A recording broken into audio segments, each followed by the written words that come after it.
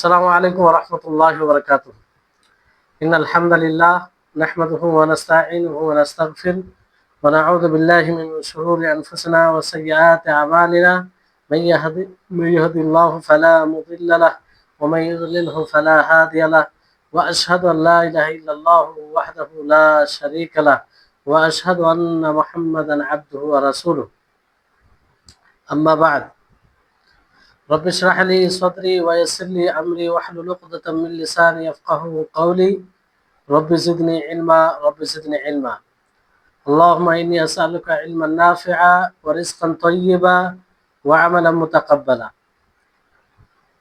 সম্মানিত,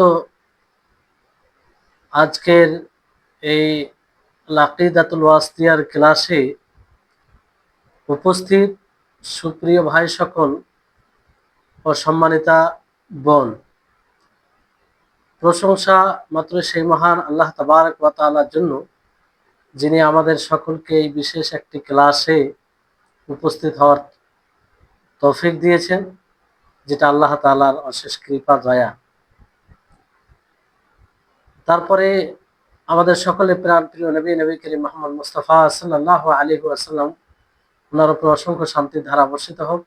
আল্লাহুম্মা সাল্লি আলাইহি আল্লাহুম্মা বারিক আলাইহি। আজকে ইনশাআল্লাহ আমরা আল আকিদাতুল ওয়াসিয়ার চতুর্থ ক্লাস আরম্ভ করব। ইচ্ছা ছিল আপনাদেরকে পূর্বে যে ক্লাসগুলো করেছি তার মধ্যে প্রশ্ন করা, কিন্তু সময় প্রায় 15 মিনিট কাছাকাছি অতিক্রম করেছে, ফলে আজকে প্রশ্ন করছি না। তবে আগামী ক্লাসে খেয়াল রাখবেন যে ক্লাস শুরু করার আগে 2 থেকে 3টি প্রশ্ন করতে পারি। যারা উপস্থিত থাকবে তাদের মধ্যে যে কোনো কাউকে নাম ধরে জিজ্ঞাসা করা হতে পারে, অথবা আপনাদেরকে প্রশ্ন করব, আপনারা উত্তর দেওয়ার জন্য প্রস্তুত থাকবেন।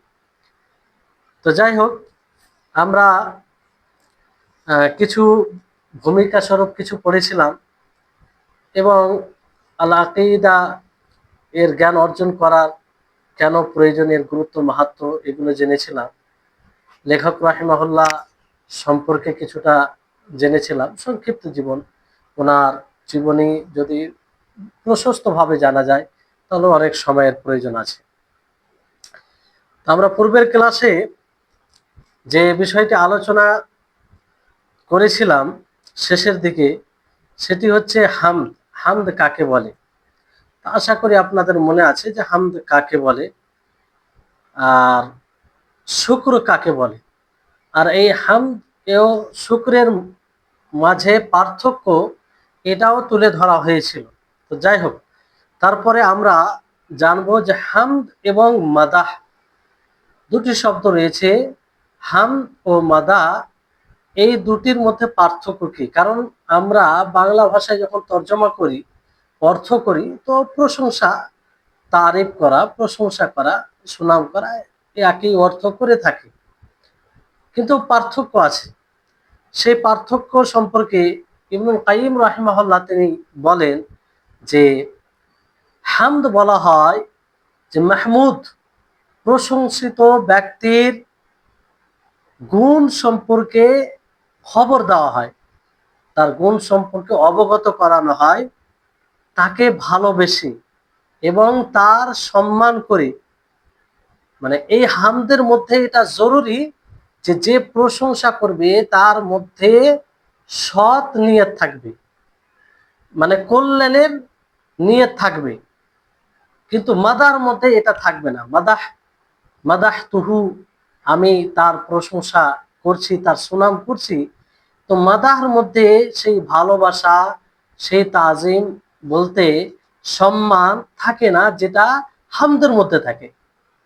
হামদ মাহমুদ, প্রশংসিত ব্যক্তি, যারই প্রশংসা করা হয় তার গুণের সম্পর্কে সংবাদ দেওয়া হয়, অবগত করানো হয়, বলা হয়, তাকে ভালোবেসে, তার সম্মান করে। আর এই হামদের মধ্যে এটা জরুরি যে যে প্রশংসা করবে সে কল্যাণের নিয়ত করবে। কিন্তু মাদার মধ্যে এটা নয়। মাদাহ এর মধ্যে এই বিষয়টি থাকে না, কল্যাণের উদ্দেশ্য থাকে না, কল্যাণের ইচ্ছা করে না, বরং শুধু খবর দেওয়া উদ্দেশ্য হয়, শুধু খবর দেওয়া উদ্দেশ্য হয়। কিন্তু হামদের মধ্যে তা নয়। হামদের মধ্যে যে বলবে সে অবশ্যই তার কল্যাণ চাইবে, কল্যাণের ইচ্ছা করে বলবে। কিন্তু মাদার মধ্যে এটা হয় না, শুধু খবর দেয়। যেমন আমি কারো প্রশংসা এই উদ্দেশ্যে করছি যে শুধু খবর দিচ্ছি, মানে তাকে ভালোবেসে কিংবা তার সম্মান করে তা নয়, শুধু খবর দিচ্ছি অমুক ব্যক্তি এরকম এরকম এরকম, তাকে না ভালোবেসে তার সম্মান না করে যে তার মধ্যে এটা আছে এটা আছে, এটাকে মাদাহ বলা। কিন্তু যখন কারো আমি প্রশংসা করব, তাকে ভালোবেসে তার কল্যাণের ইচ্ছা করে, তো এটা হবে হামদ, এটা হবে হামদ। তো মাদাহ এটা প্রশস্ত বিষয়, মাদা এটা ব্যাপক, আর হামদ এটা মানে সংকীর্ণ, মাদার মোকাবিলে, মাদার বিপরীতে আর কি। কারণ মাদা মৃত ব্যক্তির জন্য বলা হয়, আর জীবিত ব্যক্তির জন্য বলা হয়, এমনকি জড় বস্তুর জন্য বলা হয়। যেমন আপনি একটি বিল্ডিং এর সুনাম করবেন, তো মাদাহ এই শব্দ ব্যবহার করা যেতে পারে, কিন্তু হামদ ব্যবহার করতে পারেন না জড় বস্তুর জন্য। আর তারপরে এখানে যেহেতু যে আয়াতের ব্যাখ্যা হচ্ছে যে আল্লাযী আরসালা রাসূলাহু বিল হুদা ওয়া দীনিল হাক্কি লিইয়ুযহিরাহু আলা দ্বীনি কুল্লিহি ওয়া কাফা বিল্লাহি শাহীদা। তো তার পূর্বে আছে আলহামদুলিল্লাহ। আলহামদুলিল্লাহ, তো আলহামদুলিল্লাহ এখানে আলিফ লাম কিসের জন্য? আলিফ লাম ইস্তেগরাক বলা হয়। সমস্ত ইস্তেগরাক বলতে যে হামদের যত প্রকার রয়েছে, প্রশংসার যত প্রকার রয়েছে, প্রশংসার সর্ব প্রকারকে অন্তর্ভুক্ত করে, মানে সার্বিক প্রশংসার যত দিক রয়েছে সব দিকটা অন্তর্ভুক্ত করে। যখন আমরা আলহামদুলিল্লাহ বলি, মানে সর্বপ্রকারের হামদ প্রশংসা আল্লাহ তাআলার জন্য, সর্বপ্রকারের হামদ প্রশংসা আল্লাহ তাআলার জন্য। তাহলে আমরা সূরাতুল ফাতিহা পড়তে গিয়ে কি বলি? আলহামদুলিল্লাহি রাব্বিল আলামিন। সর্বপ্রকারের প্রশংসা সেই আল্লাহর জন্য, যিনি সমস্ত জাহানের মালিক, মালিক তার জন্য। তো যত প্রকারের হামদ রয়েছে, হামদের যত দিক রয়েছে সব দিকটা শামিল করে। অথবা এটাও বলা হয়েছে যে এটা শ্রেণী, মানে হামদের একটা শ্রেণীকে বোঝানো হয়েছে, যে হামদ বলতে আল্লাহ তাআলার জন্য, হামদ প্রশংসা বলতে আল্লাহ তাআলার জন্য। অর্থাৎ যে পরিপূর্ণ হামদ, পরিপূর্ণ হামদ, কামিল হামদ আল্লাহ তাআলার জন্য সাব্যস্ত, আল্লাহ তাআলার জন্য। আর যখন এটা বলবো তখন এই কথাটা এটা দাবি করবে যে যারই পরিপূর্ণ হামদ, মানে মানে হামদ করা হয়, তার হামদ এই জন্য করা হয়েছে কারণ তার মধ্যে পরিপূর্ণ কামিল সিফাত রয়েছে, কামিল সিফাত রয়েছে। প্রশংসা মানুষ তখনই করে যখন কারো মধ্যে গুণ থাকে। তো আল্লাহ তাবারক ওয়া তাআলার জন্য যখন প্রশংসা করা হয়, তো এই কথাকে মেনেই প্রশংসা করা হয় যে যতগুলো গুণ রয়েছে সেই গুণে আল্লাহ তাবারক ওয়া তাআলা পরিপূর্ণ, সেই গুণে আল্লাহ তাআলা কামিল, সেই গুণে আল্লাহ তাআলা কামিল। এই জন্য যে গুণে পরিপূর্ণ নয়, যে গুণে সম্পূর্ণ নয়, তাকে আমরা মুতলাক ভাবে মাহমুদ বলতে পারি না। মুতলাক ভাবে, সার্বিক ভাবে যে সে মাহমুদ, প্রশংসিত একদম সব দিক দিয়ে, এটা আমরা বলতে পারি না। এটা কার জন্য বলতে পারবো? যার মধ্যে সব গুণ পরিপূর্ণ রয়েছে। আর এই সব গুণ পরিপূর্ণ কার মধ্যে রয়েছে? আল্লাহ তাবারক ওয়া তাআলার জন্য রয়েছে। আল্লাহ তাআলার সত্তা ছাড়া কোনো সত্তা, কোনো জাতের মধ্যে মানে সব গুণ পরিপূর্ণ হবে এরকম কোনো জাতের মধ্যে নেই। ফলে যখন আমরা কারো প্রশংসা করি, তো কোনো একটা দিক দিয়ে, যেমন আমরা কোনো মানুষের, কোনো আলেমের প্রশংসা করি, একটা দিককে লক্ষ্য করে, একটা গুণকে লক্ষ্য করে, কিংবা কিছু গুণকে লক্ষ্য করে, কিছু দিক দিয়ে আমরা সেটা প্রশংসা করি, সব দিক দিয়ে নয়। কিছু দিক দিয়ে আমরা প্রশংসা করি, আবার কিছু দিক তার নেগেটিভ আছে। কিন্তু আল্লাহ তাবারক ওয়া তাআলার জন্য যখন আমরা প্রশংসা করি আলহামদুলিল্লাহি রাব্বিল আলামিন, আলহামদুলিল্লাহ মানে সর্বপ্রকারের হামদ, কামিল হামদ, পরিপূর্ণ হামদ আল্লাহ তাবারক ওয়া তাআলার জন্য, কারণ তিনি সমস্ত গুণে পরিপূর্ণ, সম্পূর্ণতা রয়েছে। ফলে তিনার জন্য পরিপূর্ণ হামদ সাব্যস্ত। তো যে সমস্ত গুণে পরিপূর্ণ হয় তার জন্যই মানে এই আলিফ লাম সহ কিংবা সার্বিকভাবে মুতলাকভাবে হামদ বলা যায়। এই জন্য আমরা মুতলাকভাবে বলি আল্লাহ তাআলার জন্য, যে সর্বপ্রকারের হামদ আল্লাহ তাবারক ওয়া তাআলার জন্য। যার মধ্যে সিফাতে কমি থাকবে, সিফাতে গুণে ত্রুটি থাকবে, তো অবশ্যই তার হামদেও ত্রুটি থাকবে, তার প্রশংসায় ত্রুটি থাকবে। আপনি যে গুণকে ভিত্তি করে আমার প্রশংসা করবে, ওই গুণটা ওই মতো আছে, আর ওই গুণটা যত কমবে ততই আপনার প্রশংসার হার কমবে। তো আল্লাহ তাবারক ওয়া তাআলা সমস্ত গুণে পরিপূর্ণ, ফলে তার হামদটাও মানে পরিপূর্ণ, তাতে কোনো ত্রুটি নাই। তাহলে আশা করি বুঝতে পারলেন যে আলহামদু আলিফ লাম সহ যে আমরা পড়ি, যে এটা দুটো দিক। একটা হচ্ছে ইস্তেগরাক, মানে হামদের যত দিক রয়েছে সমস্ত দিককে অন্তর্ভুক্ত করে, হামদের কোনো দিক এখান থেকে শূন্য নয়। দ্বিতীয় হচ্ছে যে হামদ বলতে আল্লাহ তাআলার জন্য, মানে কামিল হামদ। আর কামিল হামদ কার জন্য আমরা বলতে পারি? যে গুণে পরিপূর্ণ আল্লাহ তাবারক ওয়া তাআলার জন্য। তাহলে আশা করি আপনারা বিষয়টি বুঝতে পারছেন। আর যদি বুঝতে না পারেন তো ক্লাসের পরবর্তী সময়ে জিজ্ঞাসা করবেন, কারণ আপনাদের এখানে উপস্থিত হওয়ার উদ্দেশ্যই হচ্ছে শেখা, কিছু জানা। এই যে আল্লাহ সম্পর্কে জানছেন, এই যে আপনি জানলেন যে আলহামদু, এটা বলে আপনি কি বললেন, কতটা গভীরতা রয়েছে, তাহলে এরপরে আপনাকে বলতে একটা আলাদাই অনুধাবন হবে এবং আলাদাই আপনাকে ভালো একটা ফিল হবে। এটাই লাভ জ্ঞান অর্জন করা।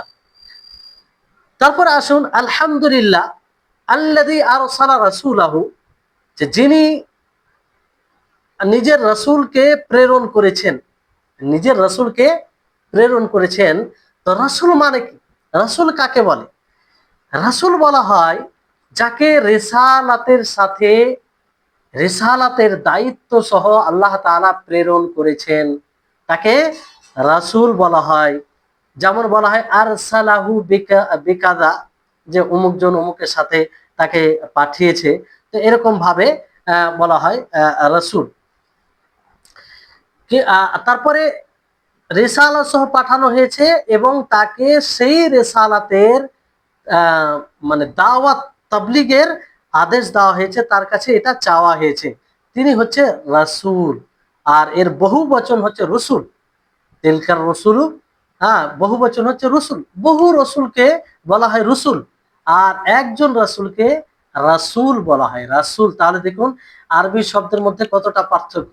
আপনি রাসূল যদি বলেন তাহলে একজন রাসূলকে বুঝাবে, আর যখন রসুল বলবেন তখন বহু রসুলকে বুঝাবে। তো এই হচ্ছে আরবি ভাষার সূক্ষ্মতা।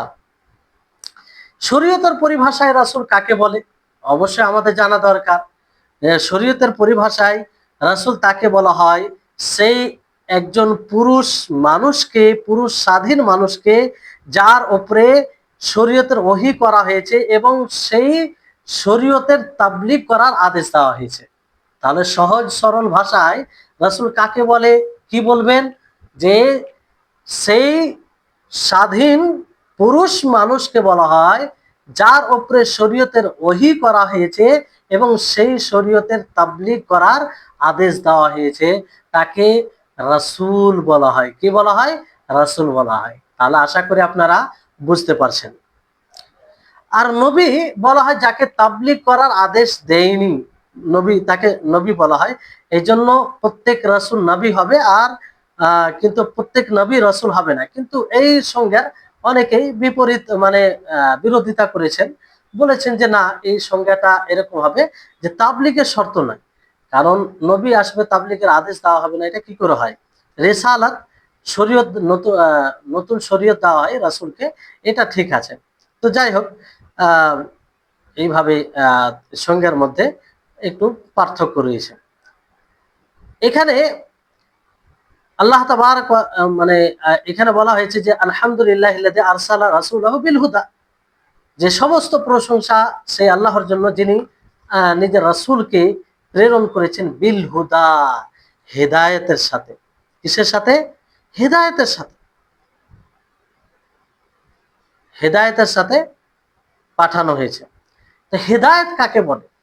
এই হেদায়েতের ব্যাপারে ইনশাআল্লাহ একটু সবিস্তারে আলোচনা করব। আজকে হয়তো আলোচনাটা ওই রকম পূর্ণ হবে না। পরবর্তী ক্লাসে একটা হেদায়েত সম্পর্কে আলোচনা করব, যেটা চমৎকার আলোচনা হবে, যেটা আমাদের জন্য খুব উপকারী আলোচনা হবে ইনশাআল্লাহ। আল্লাহ তাআলা যেন আমাকে তৌফিক দেয় আর সহজ করে দেন। তো হেদায়েত কাকে বলে? হেদায়েত বলা হয় যে বায়ান করা, গাইড করা, রাস্তা দেখানো, এটাকে হিদায়াত বলা হয়। শাব্দিক ভাষায় বায়ান ও দালালা এর অর্থে আসে। যেমন আল্লাহ তাবারক ওয়া তাআলা বলেন, ওয়া আম্মা সামুদ ফাহাদাইনাহুম ফাস্তাহাব্বুল আমা আলাল হুদা। যে আমি আল্লাহ তাবারক ওয়া তাআলা বলেন যে সমুদ, তাদেরকে আমি পথ দেখিয়ে দিলাম, কিন্তু তারা হেদায়েতের উপরে, তাদেরকে হেদায়েতের পথ দেখালাম, কিন্তু তারা হেদায়েতের উপরে অন্ধত্বের পথকে পছন্দ করলো কিংবা প্রাধান্য দিল। এখানে ফাহাদাইনাহুম এর অর্থ হচ্ছে বায়্যান্না লাহুম, যে আমি তাদের জন্য সুস্পষ্ট করে দিলাম, সুস্পষ্ট করলাম। তো এখানে বায়ানের অর্থ হেদায়েত, এখানে কিসের অর্থ? কিসের অর্থে? বায়ানের অর্থে। আর অন্য আয়াতে যেমন আল্লাহ তাআলা সূরা ইনসানের 3 নম্বর আয়াতে বলেন, ইন্না হাদাইনাহুস সাবিলা ইম্মা শাকিরা ওয়া ইম্মা কাফুরা, যে আমি আহ, আমি তাকে সেই সঠিক পথের পথ দেখালাম কিংবা পথের দিশা দেখালাম, হয়তো সে সেটা কৃতজ্ঞতার পথ, না হয় সেটা নাশুকরি পথ, অকৃতজ্ঞতার পথ। তো এখানেও হেদায়েত কিসের অর্থে রয়েছে? বায়ানের অর্থে, যে আল্লাহ তাআলা বায়ান করে দিলেন, সুস্পষ্ট করলেন। আর হেদায়েত এই অর্থে কিন্তু ব্যাপক, মানে সমস্ত মানুষকে অন্তর্ভুক্ত করে। এই জন্য কোরআনে এই অর্থে ব্যবহার হয়েছে হেদায়েত। যেমন আল্লাহ তাবারক ওয়া তাআলা বলেন, ইন্না হাযাল কুরআনা ইয়াহদি লিল্লাতী হিয়া আকওয়াম, যে নিশ্চয় এই কোরআন পথ দেখায়, পথ দেখায়, যেটা সেই পথ দেখায় কিংবা সেটার রাহনুমাই করে কিংবা রাস্তা দেখায়, যেটা একদম সঠিক। তো এখানেও সেই অর্থে ব্যবহার হয়েছে। অনুরূপভাবে রসুলের ব্যাপারে, রসুলের সাথে এটা আহ, রসুলের সাথে কিংবা রসুলের সাথে ব্যবহার করা হয়েছে। যেমন আল্লাহ তাবারক ওয়া তাআলা বলেন, ওয়া ইন্নাকা লাতাহদি ইলা সিরাতিম মুস্তাকিম, যে আপনি আপনি হেদায়েত পথ দেখাবেন, আপনি পথের দিশা দেখাবেন, কিছু পথ দেখাবেন কার দিকে? ইলা সিরাতিম মুস্তাকিম, সরল পথের দিকে, সরল পথের দিশা দিবেন তাদেরকে। তাহলে এখানে হেদায়েত আল্লাহর নবীর জন্য কিসের অর্থে ব্যবহার করা হয়েছে? স্পষ্ট করার অর্থে, বায়ানের অর্থে, দালালা অর্থে, গাইড করার অর্থে। তাহলে এই হেদায়েতের একটা অর্থ এই হচ্ছে এটা। তাহলে এই হেদায়েত যখন এই অর্থে আমরা নিব, তখন এই হেদায়েত সকলের জন্য, এই হেদায়েত সকলেই এটা করতে পারবে, সকলে এটা করতে পারবে। আপনিও এই হেদায়েত করতে পারেন, মানুষকে সঠিক পথ দেখাতে পারেন, হ্যাঁ, সঠিক কল্যাণ পথ দেখাতে পারেন। কিন্তু হেদায়েতের আরেকটি অর্থ আছে, যেই হেদায়েতের অর্থ তৌফিকের অর্থ, ইলহামের অর্থ। তৌফিক, আল্লাহ তাবারক ওয়া তাআলা তৌফিক দেন, এটার অর্থ। আর এটা আল্লাহ তাবারক ওয়া তাআলার হেদায়েতের সাথে খাস, মানে আল্লাহ তাআলার সাথে খাস, বিশেষ। এই অর্থে যখন আমরা হেদায়েতকে বুঝবো, তখন আমাদেরকে নিশ্চিতভাবে জেনে নিতে হবে যে এটার মালিক একমাত্র আল্লাহ তাআলা। এই হেদায়েত একমাত্র আল্লাহ তাআলাই করতে পারেন। এমনকি নবীও এই হেদায়েত করতে পারেন না। নবী সাল্লাল্লাহু আলাইহি ওয়াসাল্লাম কাউকে তৌফিক দিতে পারেন না, এই হেদায়েত করতে পারেন না, এই অর্থে হেদায়েত করতে পারেন না। আর কোরআনে রয়েছে, যেমন আল্লাহ তাবারক ওয়া তাআলা সূরা আনআমের 125 নম্বর আয়াতে বলেন, ফামাই ইউরিদুল্লাহু আন ইয়াহদিয়াহু ইয়াশরাহ সাদরাহু লিল ইসলাম, যে আল্লাহ তাআলা যাকে চান হেদায়েত দেন, আর তার বক্ষকে ইসলামের জন্য প্রশস্ত করে দেন। তাহলে এখানে এই আয়াত থেকে এটা স্পষ্ট হচ্ছে যে এই হেদায়েত কার জন্য? একমাত্র আল্লাহ তাআলার জন্য। আর এখানে হেদায়েত কিসের অর্থে ব্যবহার হয়েছে? তৌফিকের অর্থে, তৌফিক দেওয়া এর অর্থে। এই জন্য আল্লাহ তাবারক ওয়া তাআলা রাসূল এই হেদায়েত দিতে পারবে না সেই কথা বলেছেন। আল্লাহ তাআলা বলেন, ইন্নাকা লা তাহদি মান আহবাবতা ওয়ালাকিন্নাল্লাহ ইয়াহদি মান ইয়াশা, যে নিশ্চয় আপনি যাকে ভালোবাসেন তাকে হেদায়েত দিতে পারবেন না। হ্যাঁ, আল্লাহ তাআলা যদি চান তাহলে তাকে হেদায়েত দিবেন। আল্লাহ তাআলা চাইলে হেদায়েত দিতে মানে আল্লাহ তাআলা চাইলে হেদায়েত হবে, নচেত হেদায়েত কেউ দিতে পারবে না। তাহলে দেখেন একই শব্দ দিয়ে এক আয়াতে আল্লাহ তাআলা রাসূলের ব্যাপারে বলছেন যে আপনি সরল পথের দিকে হেদায়েত দিবেন, মানে পথ দেখাবেন, স্পষ্ট করবেন। তাহলে এখানে হেদায়েত কিসের অর্থ? দালালা বায়ানের অর্থ, যে বায়ান করবেন, আপনি সরল পথের কথা বলবেন, যে সরল পথ আপনার উপরে নাজিল হয়েছে। আর সেই একই শব্দ দিয়ে আল্লাহ তাআলা সূরা কাসাসের 56 নম্বর আয়াতে কি বলছেন? ইন্নাকা লা তাহদি, যে আপনি হেদায়েত দিতে পারেন না মান আহবাবতা, যাকে আপনি ভালোবাসেন, ওয়ালাকিন্নাল্লাহ ইয়াহদি মান ইয়াশা, হ্যাঁ আল্লাহ তাআলা যাকে চান তাকে হেদায়েত দিবেন। তাহলে দেখুন এই হেদায়েতের দুটি অর্থ আল্লাহ তাবারক ওয়া তাআলার আয়াত থেকে এটা স্পষ্ট হচ্ছে, আল্লাহ তাআলার আয়াত থেকেই এটা স্পষ্ট হচ্ছে। তো আশা করি আপনারা বুঝতে পারছেন। দেখুন, এটা বিষয় যখন আপনি জানবেন, এইরকম ভাবে জ্ঞান অর্জন হবে আপনার, তো আপনার আল্লাহর প্রতি আসা যায় যে হেদায়েতের মালিক আল্লাহ তাআলা, তিনি হেদায়েত দেবেন, তিনি হেদায়েত দেনওয়ালা। ফলে তার কাছেই আমরা হেদায়েত কামনা করব। এই জন্য আমরা সূরাতুল ফাতিহার দ্বারাতে আল্লাহ তাআলার কাছে বারবার দোয়া করি না, ইহদিনাস সিরাতাল মুস্তাকিম, হে আল্লাহ তুমি আমাদেরকে সরল পথে পরিচালিত করুন, সরল পথ দেখান, হেদায়েত দিন। তো এই হেদায়েত কোন হেদায়েত? হেদায়েতুত তৌফিক, হেদায়েতুত তৌফিক এই হেদায়েত। আর হেদায়েতুদ দালালা যেটা, বায়ান যেটা, সেটা তো সকলেই পারবে, তো সকলকে অন্তর্ভুক্ত করে। তো এইখানে হেদায়েত বলতে কোন হেদায়েত উদ্দেশ্য? এই আয়াতে এখানে হেদায়েত বলতে উদ্দেশ্য হচ্ছে যে নবী করিম মুহাম্মদ সাল্লাল্লাহু আলাইহি সাল্লাম সত্য খবর নিয়ে এবং ঈমান সহিহ, বিশুদ্ধ ঈমান নিয়ে, ইলমে নাফে, উপকারী জ্ঞান এবং আমালে সালেহ নিয়ে যা কিছু এসেছে, এর মধ্যে আল্লাহর নবী যা কিছু নিয়ে এসেছে সেটা সত্য, যেগুলো পূর্বের খবর সেগুলো হতে পারে বিশুদ্ধ ঈমান, ইলমে নাফে, উপকারী জ্ঞান এবং আমালে সালেহ, সৎ আমল আর দিন, সৎ আমল, এগুলো সব হেদায়েতের মধ্যে আসে। মানে এখানে যেটা হেদায়েত বলতে উদ্দেশ্য কি, যে আল্লাহ নবী মুহাম্মদ সাল্লাল্লাহু আলাইহি সাল্লামকে আল্লাহ তাআলা যা কিছু দিয়েছেন সেটা পূর্বের অতীতের সত্য খবর, বিশুদ্ধ ঈমান, হ্যাঁ, উপকারী জ্ঞান এবং সৎ আমল, এই সবগুলো হেদায়েতের মধ্যে আসে। তারপরে আল্লাহ তাআলা, তারপরে কি বলা হয়েছে? ওয়াদিনিল হক, আল্লাহ তাআলা রাসূলকে হেদায়েতের সাথে প্রেরণ করেছেন। হেদায়েতকে আমরা জানলাম যে হেদায়েতের অর্থ কি, দুটি অর্থে আসে। তারপরে আমরা জানবো যে ওয়াদিনিল হক, যে হক দিনের সাথে, হক দিনের সাথে। তো দিন কাকে বলে? আমরা যে বলি দিন, তো দিনের অর্থই বুঝি না অধিকাংশ মানুষ, আমরা জানি না যে দিন কাকে বলে, দিনকে দিন কেন বলা হয়। তো দিন এর অর্থ হচ্ছে, এর মানে একাধিক অর্থ আসে। একটি অর্থ হচ্ছে জাযা, প্রতিদান, প্রতিদান। দিন মানে কি? প্রতিদান। যেমন আল্লাহ তাআলার আয়াত, তার বাণী, মালিক ইয়াউমিদ্দিন, যে তিনি বিচার দিবসের মালিক, তিনি জাযার দিনের মালিক, প্রতিদান দেওয়ার দিনের মালিক।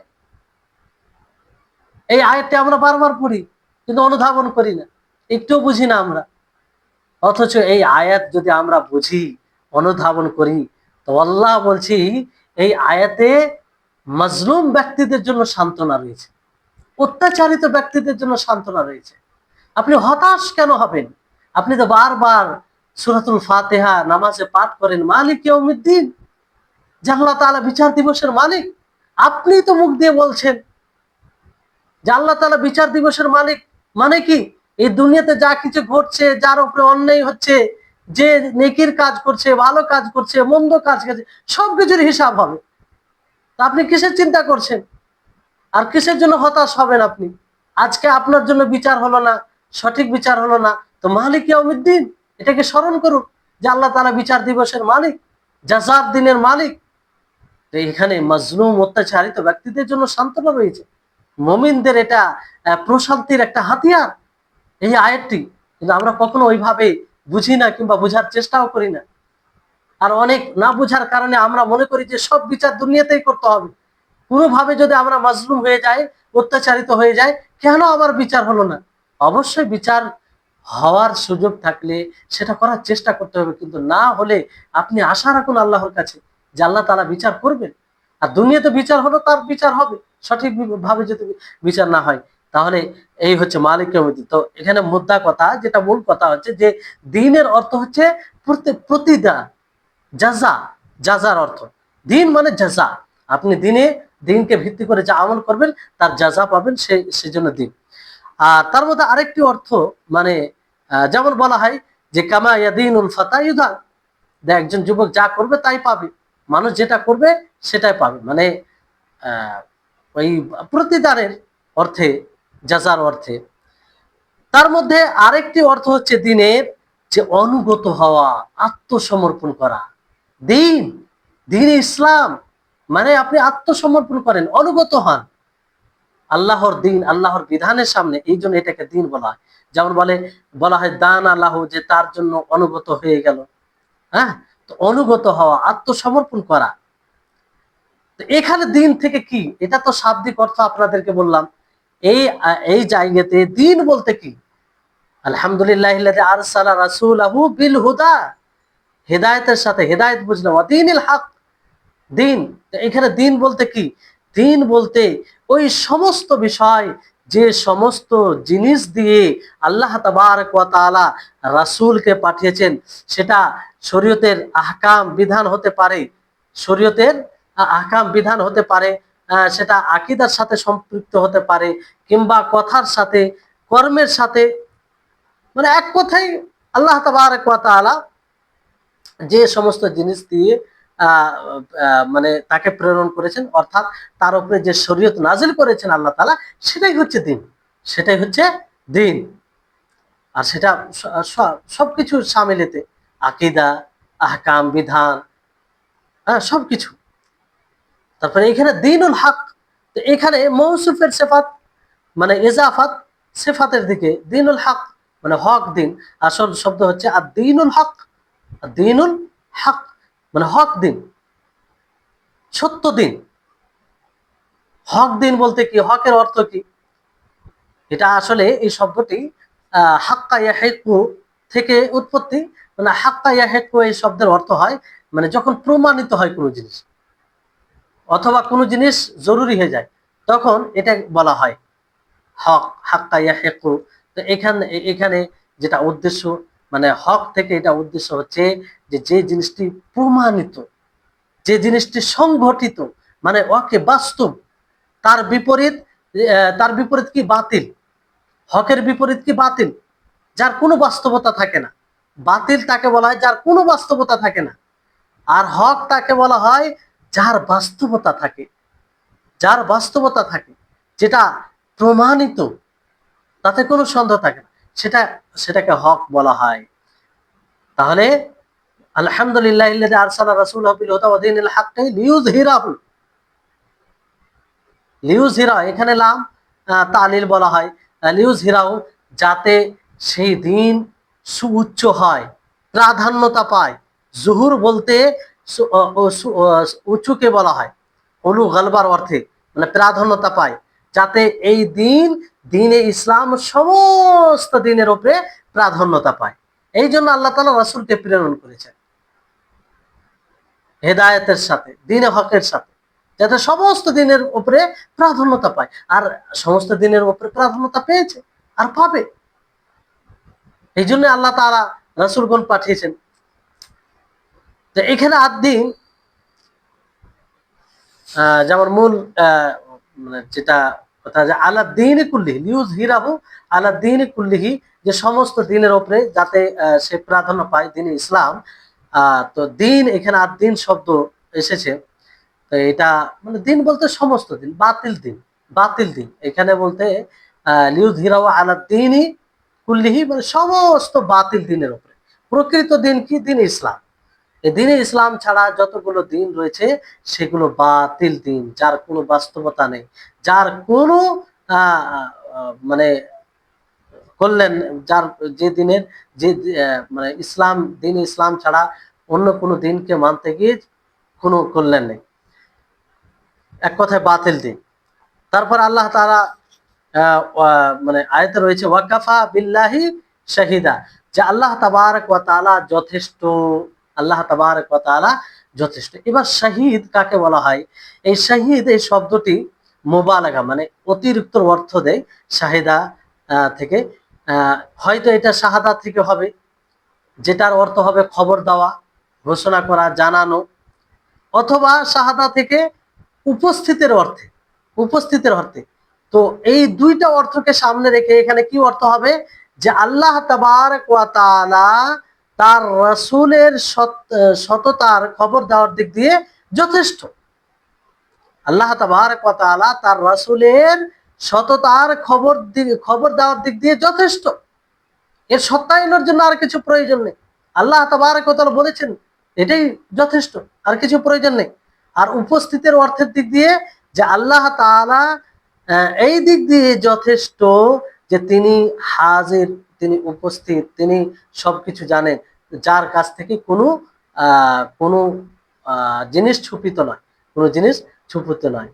তাহলে এই হচ্ছে মানে এক কথায় আমরা অর্থ এইভাবে বলতে পারি যে সমস্ত প্রকারের গুণ, পরিপূর্ণ গুণ, এটা কার জন্য প্রমাণিত?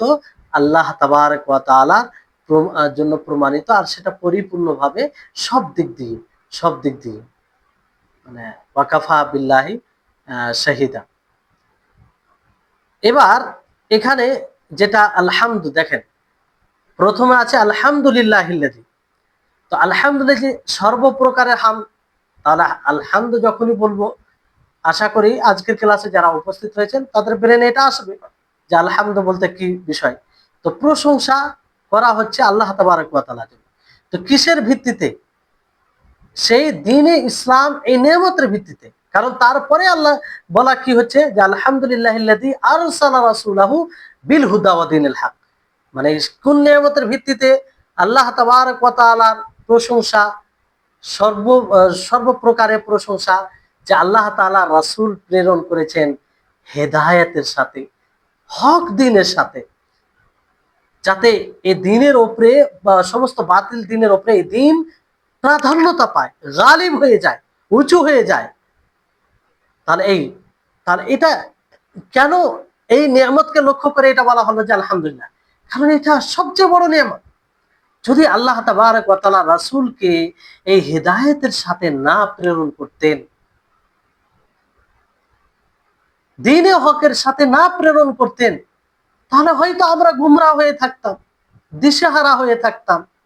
পৃথিবীতে সর্বশ্রেষ্ঠ যে নিয়ামত হেদায়েত, এই হেদায়েত নিয়ামত থেকে আমরা বঞ্চিত থাকতাম।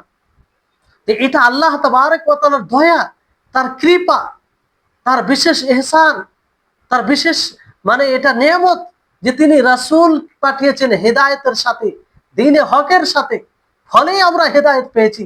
এই জন্য বলা হচ্ছে আলহামদুলিল্লাহিল্লাযী আরসালা রাসূলাহু বিল হুদা ওয়া দীনিল হক লিইয়ুযহিরাহু আলা দ্বীন কুল্লি ওয়া কাফা বিল্লাহি শাহিদা। কারণ এই দ্বীনে হক, রাসূলের প্রেরণ করা এই দিনে হেদায়েতের সাথে এবং দ্বীন হকের সাথে, এটা সমস্ত জাহানের জন্য রহমত, মুত্তাকিদের জন্য সুসংবাদ। মানে এর চাইতে বড় সুসংবাদ আর কি হতে পারে? যে এই দিনকে পালন করে মানুষ চিরস্থায়ী জীবনকে সুখময় আনন্দের জীবন বানাতে পারে। এই হেদায়েতের মাধ্যমে মানুষ নিজেকে নরক জাহান্নাম থেকে বাঁচাতে পারে। তাহলে এর চেয়ে আর সুসংবাদ কি হতে পারে? এই জন্য প্রশংসা করা হয়েছে। আর রাসূলগণকে পাঠিয়েছে যাতে সমস্ত দিনের উপরে হুজ্জত দলিল দ্বারা, বুরহান দ্বারা এবং ইজ্জতের সাথে এটা সমস্ত দিনের উপরে প্রাধান্যতা পায়। দেখেন, সমস্ত দিনের উপরে প্রাধান্যতা পাওয়ার মানে হচ্ছে যে এটা এমনি নয় যে সংখ্যা বেশি হয়ে গেল প্রাধান্যতা পেলে, এরকম বিষয়। বিষয়টা হচ্ছে যে এই দ্বীনে ইসলাম এমন একটি দিন যেটা দলিলের ভিত্তিতে, যেটা যুক্তির ভিত্তিতে, সার্বিক ভিত্তিতে এই দিনের কাছে কোনো দিন আসতে পারে না। এইটা হচ্ছে লিউযহিরাহু আলাদ দ্বীন, যে সমস্ত বাতিল দিনের উপরে এই দিন প্রাধান্যতা পাবে। মানে এই দিনে কোনো আপনার কাল্পনিক বিষয় নেই। যেমন বিভিন্ন ধর্মে দিন ইসলাম ছাড়া আপনি দেখবেন যে কাল্পনিক বিষয়, যার কোনো বাস্তবতা নেই, মানব রচিত জিনিস, এটা ইসলাম। দিন ইসলাম তা নয়। দিন ইসলাম দলিলের ভিত্তিতে। দিন ইসলাম আপনার মানে ব্রেন, আপনার বিবেক তার বিরোধিতা করতে পারে না। আপনার বিবেক সম্মত। আপনি যদি বিবেককে মানিয়ে না দিতে পারেন, তাহলে আপনার বিবেকে কোনো ফল্ট আছে, ত্রুটি আছে। সুস্থ বিবেক সম্মত এই দিন ইসলাম। যদি কারো বিবেককে বাধা দেয়, তো অবশ্যই তার বিবেক সুস্থ নয়, তার বিবেক সুস্থ নয়। তাহলে এইটাকে লক্ষ্য করে আমরা মানে এইভাবে আল্লাহ তাআলার প্রশংসা করা হচ্ছে, আলহামদুলিল্লাহিল্লাযী আরসালা। তাহলে বিষয়টি আশা করি বুঝতে পারছেন আপনারা। অনুরূপভাবে আলহামদুলিল্লাহ রাব্বিল আলামিন ওই জায়গাতে যে আল্লাহ তাআলা তিনি সমস্ত জাহানের রব, আল্লাহ, সেই আল্লাহর জন্য সর্বপ্রকারের হামদ। কেন হামদ তার জন্য? কারণ তিনি সমস্ত জাহানের রব, তিনি পালন কর্তা, তিনি সবকিছু দেনেওয়ালা, তিনি ছাড়া কিছুই হয় না। এই জন্য সর্বপ্রকারের হামদ তার জন্য। তো অনুরূপভাবে এখানে যে তিনি রাসূলকে তিনি হিদায়াতের সাথে প্রেরণ করেছেন, ফলে এটা। এবার বিষয়টি হচ্ছে যে তারপরে যে বইয়ে বলা হয়েছে, মূল বইয়ে, যে ওয়া আশহাদু আল্লা ইলাহা ইল্লাল্লাহু ওয়াহদাহু লা শারীকা লাহু ইকরারান বিহি ওয়া তাওহীদান। এখানে আল্লাহ তাবারক ওয়া তাআলার, আল্লাহ সুবহানাহু ওয়া তাআলার শাহাদাত তা কথার মাধ্যমে এবং কর্মের আল্লাহ তাবারক ওয়া তাআলা বলে রাসূল সাল্লাল্লাহু আলাইহি সাল্লামের সমর্থন কিংবা সাক্ষী দিয়েছেন। তারপরে রাসূলের তায়েদ সমর্থন করেছেন, সহযোগিতা, তাকে মুজিজা, অলৌকিক বিষয় দিয়ে এবং এমন দলিল দিয়ে, অকাট্য দলিল, যে দলিলকে কোনোভাবেই খণ্ডন করা যায় না, সেই সুস্পষ্ট দলিল দিয়ে আল্লাহ তাবারক ওয়া তাআলা তার সাক্ষী দিয়েছে যে তিনি সত্য, তাতে কোনো সন্দেহ নেই। তারপরে আমরা এই ইবারতের ব্যাখ্যা কিংবা এই কথার ব্যাখ্যা আমরা জানবো। ওয়া আশহাদু আল্লা ইলাহা ইল্লাল্লাহু ওয়াহদাহু লা শারীকা লাহু, এটা হচ্ছে কালেমায়ে শাহাদাতের প্রথম অংশ। কালেমায়ে শাহাদাতের প্রথম অংশ, যে আমি সাক্ষ্য প্রদান করছি যে আল্লাহ তাআলা ছাড়া সত্য কোনো মাবুদ নেই, যিনি এক, লা শারীকা লাহু, যার কোনো শরীক নেই, ইকরারান বিহি, সেটা স্বীকৃতি দিয়ে, ওয়া তাওহীদান, আর তার একত্ববাদকে সাব্যস্ত করে। আমরা এক একটার ব্যাখ্যা আমরা জানবো, আর প্রত্যেকটার ব্যাখ্যা জানতে গিয়ে আমাদের উপকার আছে, আর এটা দরকার আছে। আপনারা বুঝতে পারবেন যে শাহাদা সাক্ষ্য প্রদান করা, এটা আসলে কি, এর অর্থ কি। আমরা যে সাক্ষ্য প্রদান করি যে আশহাদু আল্লা ইলাহা ইল্লাল্লাহ, আমি সাক্ষ্য প্রদান করছি যে আল্লাহ ছাড়া সত্য কোনো মাবুদ নেই, এই সাক্ষ্য বলতে কি? আর এই সাক্ষী কখন হবে? এর মধ্যে তিনটি জিনিস থাকা আবশ্যক। কটি জিনিস? তিনটি। একটি হচ্ছে যে আপনি কিসের সাক্ষ্য প্রদান করছেন সেটা জানবেন, কিসের সাক্ষ্য প্রদান করছেন সেটা জানবেন। দ্বিতীয় হচ্ছে যে সেটা জেনে তার বিশুদ্ধতার ধারণা করে, বিশুদ্ধতার আকীদা রেখে আপনি সাক্ষী প্রদান করবেন, আর সেটাকে প্রমাণিত মনে করবেন, আর সেটা বলবেন। আপনি কি বলবেন? বলবেন। তাহলে এই সাক্ষ্য মানে, আর আপনার সাক্ষ্য তখনই গ্রহণযোগ্য হবে যখন আপনার সাক্ষীর সাথে ইকরার থাকবে, স্বীকৃতি থাকবে, এবং আপনি তার অনুগত হবেন। আপনার হৃদয়ের সাথে আপনার জিহবা এক হবে, অর্থাৎ আপনি জিহবা দ্বারা যা বলবেন আপনার হৃদয়ে তাই হতে হবে। আপনার হৃদয়ে যা থাকবে আপনি জিহবা দ্বারা তাই বলবেন। দুটোর মানে মুওয়াফাকাত হবে, এক হবে।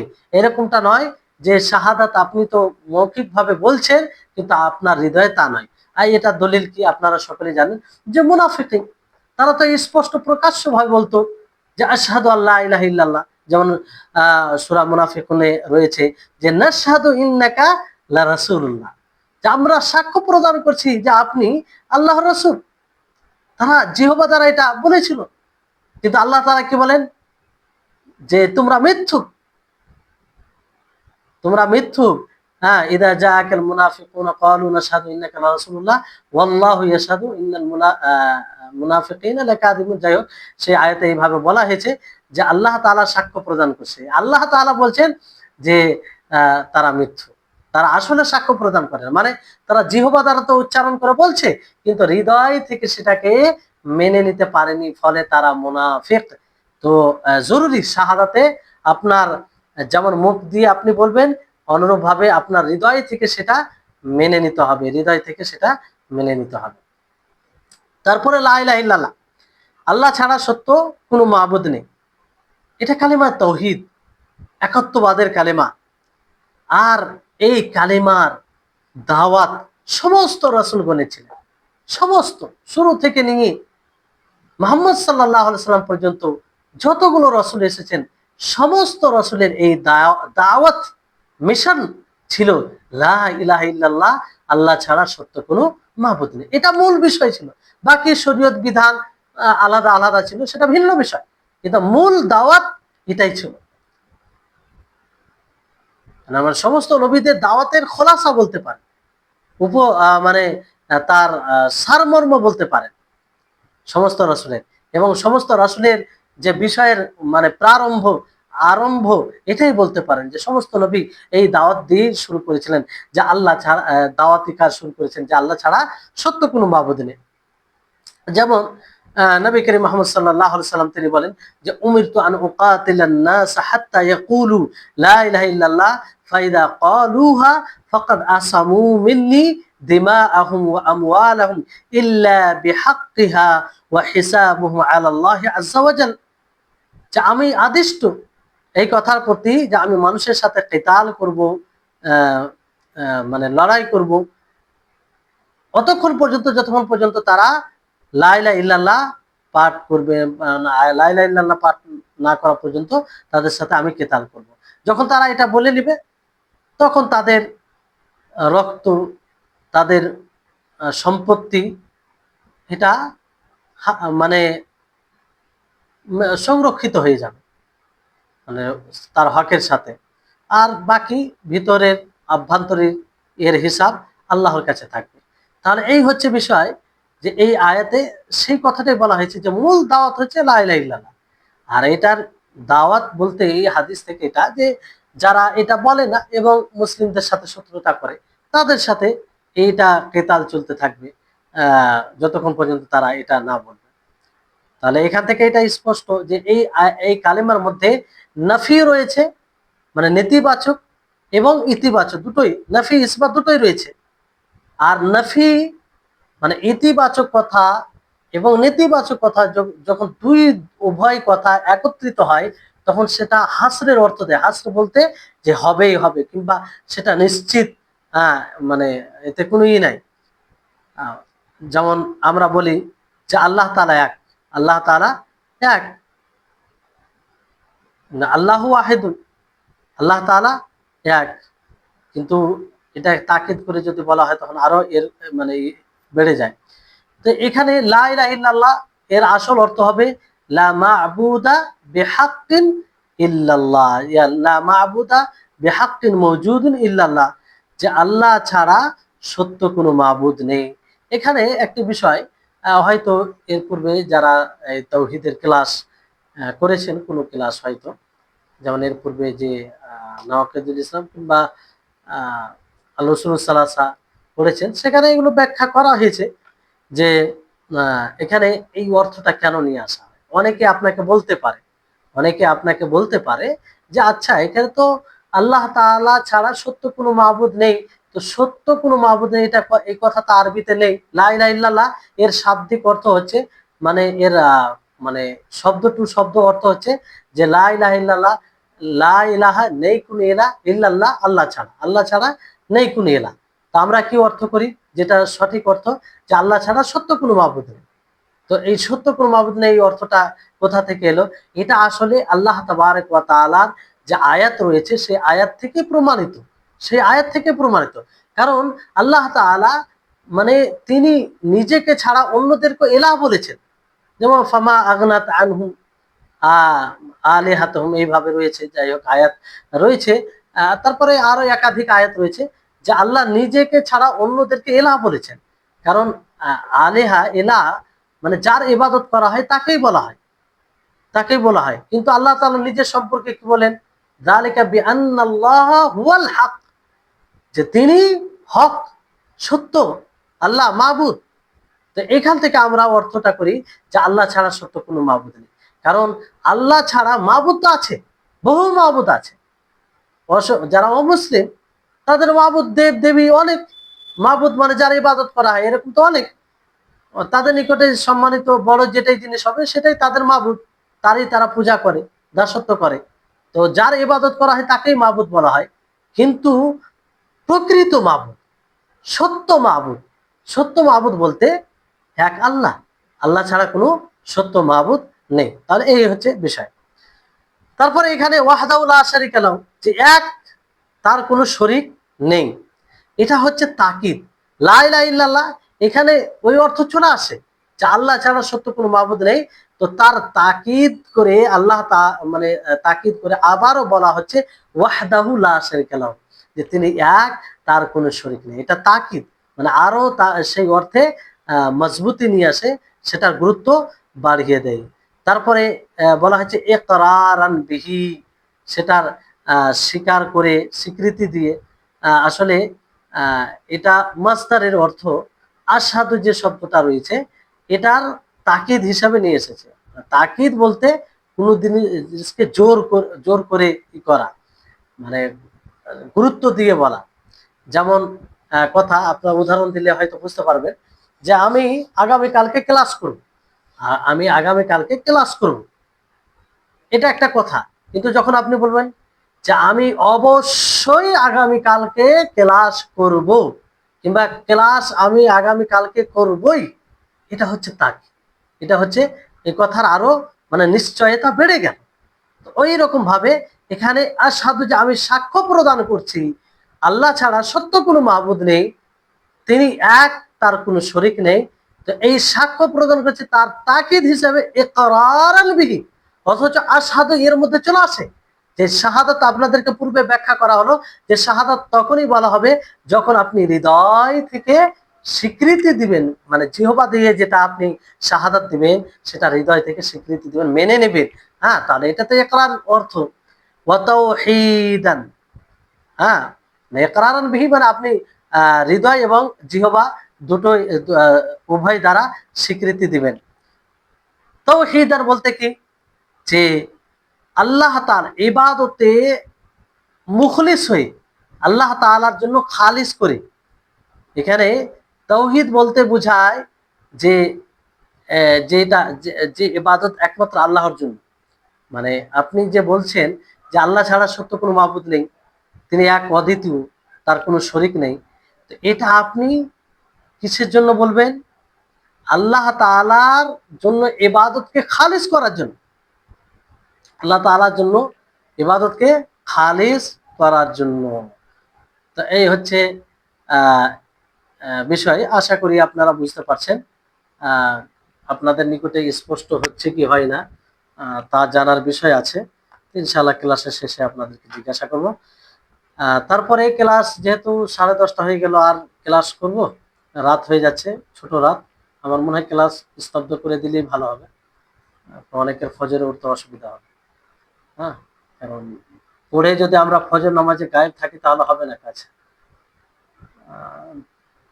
তো এখান থেকে শেষ করছি। আল্লাহ যেন আমাদের সকলকে, আমাদের সকলের ব্রেনকে প্রশস্ত করেন, মেধা শক্তিকে বাড়িয়ে দেন, ইলমে বারাকা দান করে। আর আমাদের সকলকে আল্লাহ তাআলা যেন মুখলিস হওয়ার তৌফিক দান করেন। জি।